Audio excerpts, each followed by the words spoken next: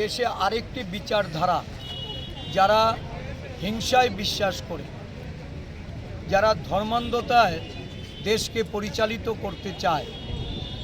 এই বিচারধারাকে, গান্ধীজির বিচারধারাকে যারা বিলুপ্তি ঘটিয়ে গান্ধীজির এই অহিংসার প্রতি যাদের অবমাননা,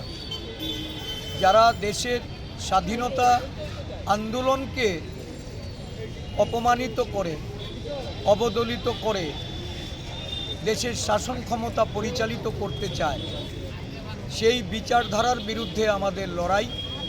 এই লড়াই গান্ধীজির তার জীবনাদর্শ থেকে আমরা অনুপ্রেরণা